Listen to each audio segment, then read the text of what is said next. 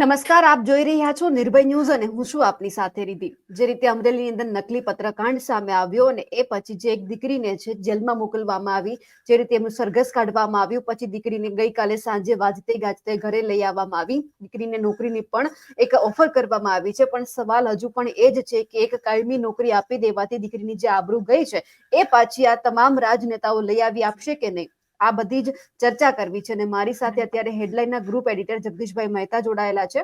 જગદીશભાઈ, આપનું ખૂબ ખૂબ સ્વાગત છે નિર્ભય ન્યૂઝમાં. જી જી નમસ્કાર. જગદીશભાઈ, સવાલ એ છે કે દીકરી ઘરે પાછી આવી ગઈ છે. 5 દિવસ પછી દીકરીને જામીન મળ્યા, ઘરે આવી ગઈ. કાયમી નોકરીની દિલીપ સંઘાણીએ ઓફર પણ કરી છે, પણ સવાલ એ છે કે આ તમામ રાજનેતાઓ જે દીકરીની, એમના પરિવારની ઇજ્જત ગઈ છે, પાછી અપાવી શકશે? રિધિબેન, એટલી બધી ઇજ્જત એટલે કે આમ તમે જુઓ ને તો આ ઇજ્જત સરકારની ગઈ, દીકરીને નથી ગઈ. દીકરી થકી સરકારનો વરઘોડો નીકળી ગયો. પહેલી વખત એવું બન્યું છે આમ જુઓ તો. કારણ શું છે? દીકરીએ કોઈ એવું દુષ્કૃત્ય તો કર્યું નતું. એ તો સરકારની દુર્બુદ્ધિ ને ત્યાંના પોલીસ વાળા જે છે એને અકલનો છાંટો નહીં કે એને આવા બધા પગલા ભર્યા. એટલે આપણી સમાજે પણ એ ગૌરવ અનુભવવું જોઈએ કે આ દીકરીનો કોઈ વાંકે નતો, બલકે આ તો વિરાંગના કહેવાય કે એને થોડીક યાતના સહન કરી, પણ એનો પરિતાપ તમે જુઓ, એની સાધના જુઓ, એની ઉપાસના જુઓ, એના પરિતાપથી અત્યારે આખી સરકારની આબરૂ ગઈ ને એનો વરઘોડો નીકળ્યો, બે આબરૂ થઈને, સમજી ગયો. એટલે દીકરીને આબરૂ ગઈ એટલે બીજે સેન્સમાં હા એને પીડા થઈ બિચારીને, એને નાહકની પીડા થઈ, થોડુંક વગોવાવું પડ્યું, રાઈટ? કારણ કે દીકરી તો બિલકુલ નિર્દોષ છે, દીકરીનો કોઈ વાંકે નતો. એટલે પ્રશ્ન એ નથી, પ્રશ્ન થોડો જુદો છે. એને નોકરી મળી ગઈ એટલે દિલીપ સંઘાણીએ કીધું કે અમરેલી જિલ્લા સહકારી બેંકમાં એને કાયમી નોકરી આપીએ છીએ. સારી વાત છે, એમાં કોઈ ખોટું નથી, હોવું જોઈએ અને આપવું જોઈએ. પણ આ ચેપ્ટર 1 પૂરું થાય છે એમ કઉ છું. અને દીકરીની બિલકુલ, હું તો તમને કહું, આ વિડીયો થી જે સાંભળશે એને કહું, ક્યારેય એવું ન માનશો કે આ દીકરીની આબરૂ ગઈ. ભાઈ, એને તો આબરૂ બલકે પીડા સહન કરી અને સરકારથી માંડીને તંત્રને બે આબરૂ કરી. તમે જુઓ તંત્ર કેવું છે, સરકાર કેવી છે. એટલે ઈ સેન્સમાં આપણે ટૂંકમાં જોવું જોઈએ. કારણ કે દીકરીનો કોઈ વાંક નથી, એનું કોઈ આવું દુષ્કૃત્ય નથી. એની ઉપર જે લોકો ખેલ નાખવા ગયા એને કારણે એને ભલે 2-4 દિવસ જેલમાં ગઈ ને બરાબર, એને યાતના ભોગવી, પણ યાત્રા ભોગવવા એના વગર તો છૂટકો નથી. ખાડો કર્યા વગર ટેકરો ન થાય. ટેકરો કરવો ખાડા કરવા પડે. યાતના ભોગવી, પણ એને કારણે શું થયું? આખી અમરેલીની પોલીસ અને સરકાર પોતે ઈ બે આબરૂ થઈ ગઈ. એનો વરઘોડો નીકળ્યો, નંબર 1. હવે નંબર 2 વાત કરીએ બેન, કે હવે શું થઈ શકે.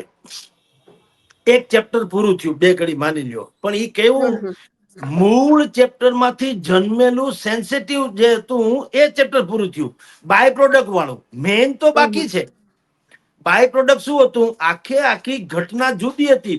ભારતીય જનતા પાર્ટીના દિગ્ગજ નેતાઓમાં અમરેલીમાં જે ચડસા ચડસી ચાલે છે, હુંસાતુસી ચાલે છે, એકબીજાને પાડી દેવાની પદ્ધતિ ચાલે છે, અને આક્ષેપો કેવા લેટર હેડ ઉપર કે 40 લાખ રૂપિયા આ લોકોએ રેતીના ખનન માફિયા પાસેથી ખાય છે, વગેરે વગેરે.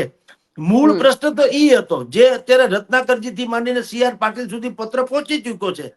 ઈ પત્ર સાચો ખોટો એ બધું જવા દો, ઈ તો છોડો યાર. કદાચ ખોટો પત્ર, મૂળ આક્ષેપ જે છે એ સાચા છે કે ખોટા, તપાસ તો ઈ કરવાની છે. અને આક્ષેપ જે છે તો ખાલી કોરા પાના ઉપર હોય તો બહુ થઈ ગયું. તમારી જાણ ખાતર બેન, કેટલાક લોકો સુસાઇડ કરે છે તો સુસાઇડ તો કોરા પાના ઉપર જ કરે છે ને. એની પાસે ક્યાં લેટર હેડ હોય છે બિચારા પાસે, સમજી લ્યો. ખાલી કોરા પાના ઉપર નથી લખી નાખતા કે ભાઈ મને આમ છું, તો ઈ પણ વેલિડ ગણાય છે ને. એટલે જરૂરી નથી કે લેટર હેડ જે છે ઓરિજિનલ હોવો જોઈએ યા ડુપ્લિકેટ હોવું જોઈએ. મૂળ વાત તો એ છે કે કૌશિકભાઈ વેકરિયા કરોડો રૂપિયા આમાંથી કટ કટાવે છે. ઈ ભારતીય જનતા પાર્ટી ના જ નેતા કહે છે. હવે તપાસ તો ઈ થવી જોઈએ કે આ ખરેખર તમે એમ કહો કે આ લેટર જે છે કોણે લખ્યો, ક્યારે લખ્યો, એમાં મુદ્દા લેખાય કોને લેખા. એને પેલા નાનજીભાઈ કાછડિયાને મોકલાવ્યું. નાનજીભાઈ કાછડિયા કઈ એટલા સામાન્ય વ્યક્તિ તો છે નહીં કે CR પાટીલને અને રત્નાકરજીને એમને ફોરવર્ડ કરી નાખે. આપણે જેમ ફોરવર્ડ મેસેજ કરીએ એમ આવો મોટો પત્ર હોય અને એ પત્રમાં આટલા ગંભીર આક્ષેપો હોય તો નાનજીભાઈ કાછડિયા છે એ એમને ફોરવર્ડ કરી નાખે પોતાના WhatsApp માંથી CR પાટીલને. એ તપાસ ન કરે અથવા તો એને ટૂંકમાં એને ગળા જ્યાં સુધીની ખાતરી હોય કે આ વાત સાચી છે એટલે એને ફોરવર્ડ કર્યો રત્નાકરજી અને ભાઈને CR પાટીલ વગેરેને. કારણ કે કહેવાય છે કે કૌશિક વેકરિયા ઉપર CR પાટીલના 4 હાથ છે અને હર્ષ સંઘવીના પર 4 હાથ છે એવું કહેવાય છે. તો આણે ત્યાં પત્ર મોકલો નારણજીભાઈ કાછડિયાએ કે ભાઈ જુઓ આ પ્રકારની એક પત્ર વાયરલ થયો છે, તમે તપાસ કરીને આની સામે પગલા લેજો એવું ભલામણ સાથે એને પત્ર મોકલો. હવે જો એ પત્ર ખોટો હોય ને એમાં કઈક ડખો હોય, બે ઘડી માની લ્યો, તો નારણભાઈ કાછડિયા કઈ એટલા સામાન્ય વ્યક્તિ તો છે નહીં કે એ કોકનો આવેલો એમનો નનામો પત્ર એમને મોકલી દે. હા, અને બિલકુલ. અમરેલી તો આ પ્રકારના રાજનીતિ માટે જાણીતું છે.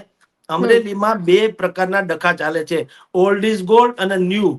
એટલે જૂના ને જાણીતા જે લોકો છે એને એમ છે કે હવે કાલ સવારના કૌશિકભાઈ વેકરિયાથી માંડીને જેટલા પણ લોકો હવે સત્તા ઉપર આવી ગયા છે, હવે અત્યારે એના પડ્યા બોલ ઝીલાય છે હાઈકમાન્ડમાં. અમે લોકો એટલે કે ઓરિજિનલ નાનજીભાઈ કાછડિયા હોય, પરસોત્તમ રૂપાલા હોય કે દિલીપ સંઘાણી હોય, એ બધાને એમ લાગે કે ભાઈ ભલે એની પણ પોતપોતાની ક્ષમતા છે જ, એમાં કોઈ સંશય નથી, એ કઈ હાવ રજળી પડ્યા છે એવી વાત નથી. ઇફકોના મેનેજિંગ ડિરેક્ટર થઈ ગયા છે ભાઈ, ચેરમેન થઈ ગયા છે સંઘાણી. એટલે એ બધા, અને પરસોત્તમ રૂપાલાનું તો આ ક્ષત્રિયને વાત કરો તો નહીતર મિનિસ્ટર જેવા જ હતા અને ભવિષ્યમાં રહી શકે એમ છે. તો બહુ સામાન્ય વ્યક્તિ નથી. પણ હવે જે લોકો ભારતીય જનતા પાર્ટીના હાઈકમાન્ડના નામે આખા પંથકમાં જે પ્રભાવ જમાવી રહ્યા છે એની સામે ગણગણાટ હતો આ જૂના લોકોને કે ભાઈ તમે, આ ભાઈ પોતાની જાતને CR પાટીલ થી માંડીને ઉપર સુધીના હાઈકમાન્ડની સાથે મન મળાપ છે, બહુ અંગત છે ને એની ગુડ બુકમાં છે એમ કહી અને આખા અમરેલી પંથકમાં એક પ્રભાવ જમાવવાની કોશિશ કરે છે. ઈ સારું નથી. એને કારણે આ પત્ર વ્યવહાર થયેલો છે બેન, રાઈટ? અને ઈ પત્રમાં મેં કીધું બધાના આશીર્વાદ જ હોય, મૌખિક આશીર્વાદ જ હોય.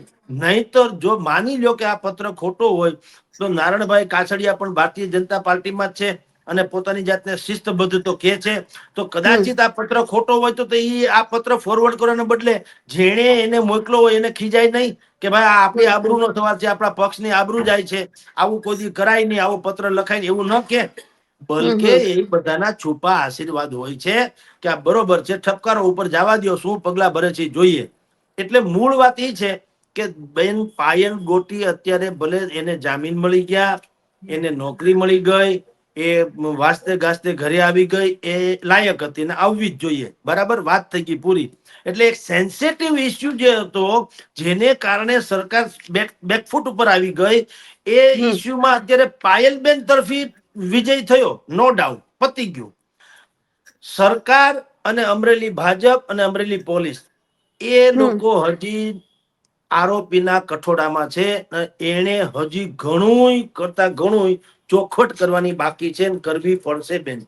જી જગદીશભાઈ, એટલે આમ અત્યારે સત્તા પક્ષમાં ભાજપ છે એટલે પહેલી વાર એવું થયું હશે કે જે રીતે આવા આરોપ લાગ્યા અને સીધી જ તપાસ ચાલુ થઈ ગઈ. બાકી કેટલા બધા લોકો પત્ર લખતા હશે કે આ નેતાએ આવું કર્યું છે, અહીંયા હપ્તાખોરી ચાલે છે, ક્યારે આવું એક્શન નથી લેવામાં આવતું. કૌશિક વેકરિયાના નામનો ઉલ્લેખ થયો, પત્ર વાયરલ થયો એટલે સીધું જ એક્શન લેવાનું ચાલુ થયું. આવું પહેલી વાર જોયું છે.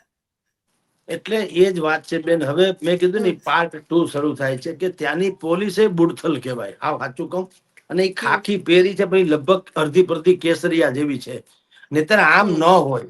તમારી જાણ ખાતર તમે કોઈ પણ દીકરીને રાતના કઈ રીતે ઉઠાવી શકો, એને રેકોર્ડ ઉપર શું બતાવ્યું છે, સાંજના 4 વાગ્યાનો કોર્ટમાં જયારે જામીન ઉપર કે છોડવાની વાત હતી તો એમાં રેકોર્ડ ઉપર એવું બતાવ્યું કે અમે તો સાંજના 4 વાગે દીકરીને ઉપાડી છે. એટલે કે જે સુપ્રીમ કોર્ટનો નિર્દેશ છે સૂર્યોદય થી સૂર્યાસ્ત સુધીમાં કોઈ પણ બેન દીકરીને ન બોલાવવી, તો એ વાત સાચી છે.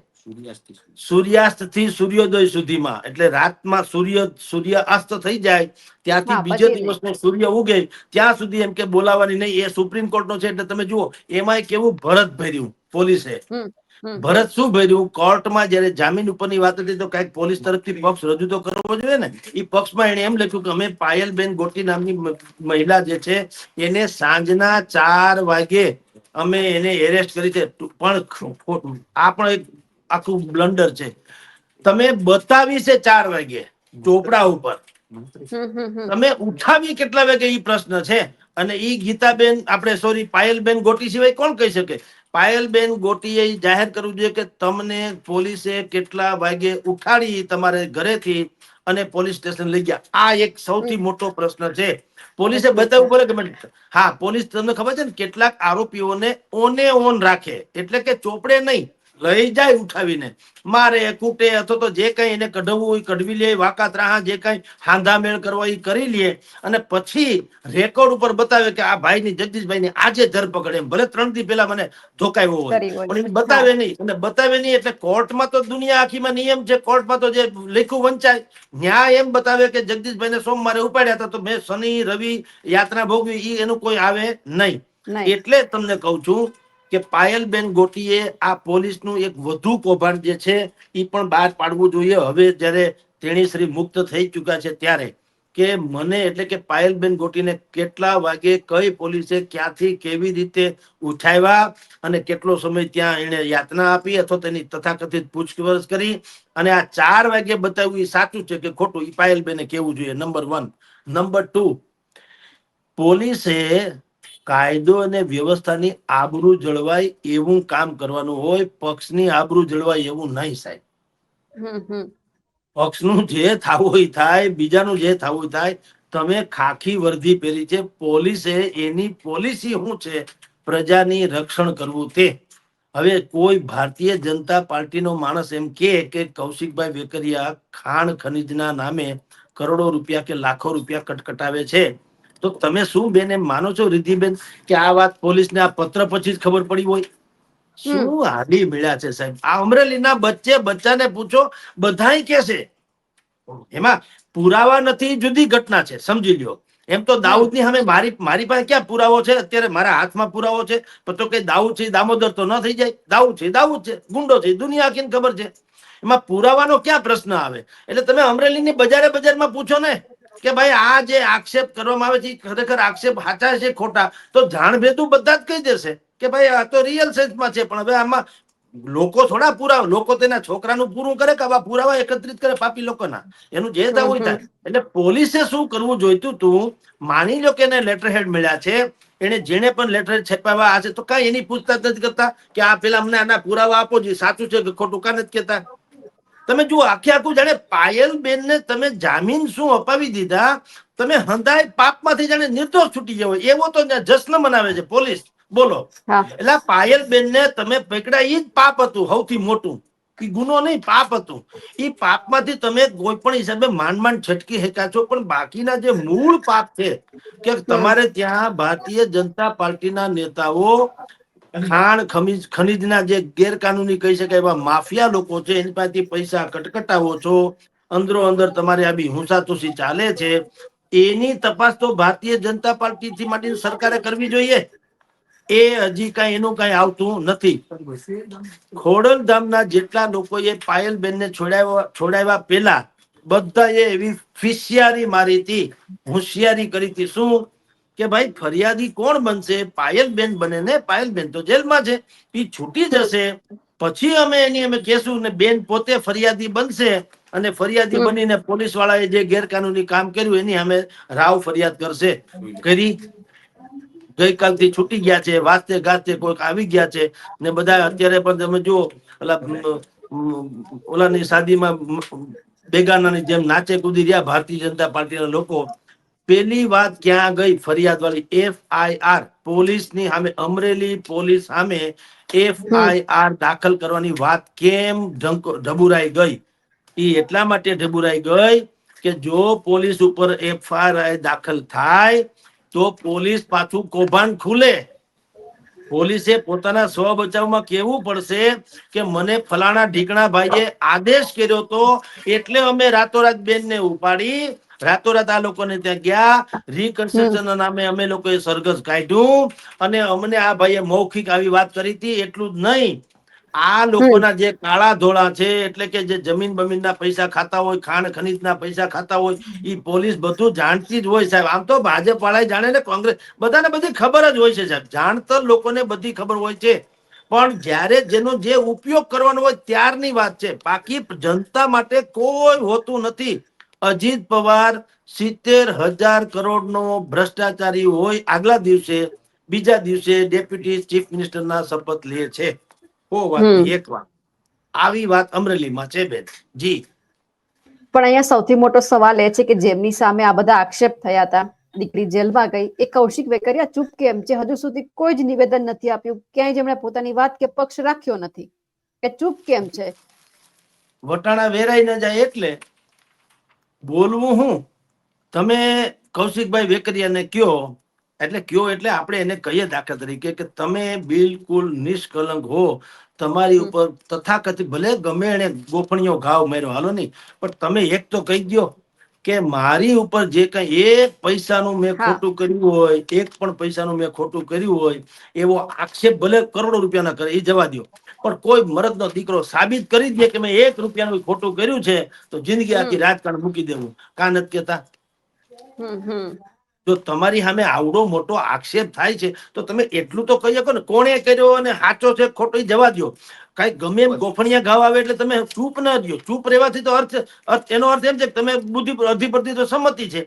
તમે જાહેરમાં કેમ ન કહી શકો કે ભાઈ હું જાહેર જીવનનો માણસ છું અને ગમે એને કર્યું હોય ઈ લેટર હેડ સાચું છે ખોટું એ જવા દો ને. પણ કોઈને, અને હું તો ઓપન ચેલેન્જ જાઓ અમરેલી પંથકને કે મારો 1 પૈસાનું પણ કૌભાંડ હોય તો મને પુરાવા સહિત જાહેર કરી દે કોઈ પણ માણસ, એટલે હું જિંદગી આખી કાં એનો ગુલામ થઈ જાઉં કાં હું આ રાજકારણ છોડી દઉં. કાં નથી કેતા? તો બોલે ક્યાંથી? બોલે તો મેં કીધું વટાણા વેરાઈ જાય એમ છે. કારણ કે એમને હળગું ન હોય, ધુવાડો નીકળે એટલે કાંઈક તો ભડકો થયો જ હોય. અરસપરસ બધા જાણતા હોય. હવે આ વાત તમે જુઓ, બધા કુલડીમાં કેવો ગોળ ભાંગે છે. જે લોકો અત્યાર સુધી પાયલબેન ગોટીના નામે સરકારની ઉપર પ્રહાર કરતા હતા બધા જ, પછી એમાં અલ્પેશ કથિરિયાથી માંડી દિનેશ બાંભણિયા સુધીના કહું ને, પરેશ ધાનાણીથી માંડીને જે કોઈ લોકો હોય, પ્રભાત દુધાત સુધીના, હું એમ કહું કે એક ચેપ્ટર પૂરું થયું. હવે તમે બધા પાછા કામ મૌન થઈ ગયા કે ભાઈ પાયલબેન ને પેલા ફરિયાદી બનાવો, પોલીસને આરોપી બનાવો, પછી આની CID થી માંડીને કોઈ પણ હિસાબે થતી હોય તો CBI થી જાંચ કરાવો કે ખરેખર અહીંયા કોઈ ખંડણી કોઈ ઉઘરાવે છે કે કેમ ભાજપના નામે કે ભાજપના ઓઠા હેઠળ, તો એની તપાસ થવી જોઈએ. આ બધું કાં હવે જે મેઇન મુદ્દો હતો એ તો બધો ચૂપ થઈ ગયો. હવે પાયલબેન છૂટી ગયા એટલે જાણે આખા જગતમાંથી આઝાદી મળી ગઈ, બધાને કીધું હવે બસ ખાઈ પીને હુઈ જાવ, ખાધું પીધું રાજ કરો. એવું જે થવા માંડ્યું છે એ જ વાત કહું છું. આવું દરેક જગ્યાએ ચાલે છે. ફૂલડીમાં આખો મુદ્દો ડાયવર્ટ થઈ ગયો અને મુદ્દાના જશ્નમાં ઓરિજિનલ આક્ષેપ જે છે એ પણ ઢબુરાઈ ગયો બેન. જી બિલકુલ જગદીશભાઈ, આપ અમારી સાથે જોડાયા, આપનો ખૂબ ખૂબ આભાર, અને તમે જે માહિતી એ બદલ પણ આપનો આભાર. નમસ્કાર. તો હવે એ જોવાનું છે કે જે રીતે જગદીશ મહેતાએ પોતાની રજૂઆત આપણી સામે મૂકી છે કે આવું બધું થયું છે, કે કૌશિક વેકરિયા એટલા માટે નથી બોલતા કે જો એ બોલશે તો ક્યાંક વધારે જે આ મુદ્દો અત્યારે એકદમ શાંત પડી ગયો છે વધારે ચકશે. તમને શું લાગે છે કે અત્યારે જે આપણે બધી જ વાતચીત કરી, તમે સાંભળી અમારા અહેવાલ વિશે, અમને કમેન્ટ કરીને ચોક્કસથી જણાવજો. સાથે જ અમારી નિર્ભય ન્યૂઝ ચેનલને લાઇક, શેર અને સબસ્ક્રાઇબ કરવાનું ભૂલશો નહીં. નમસ્કાર.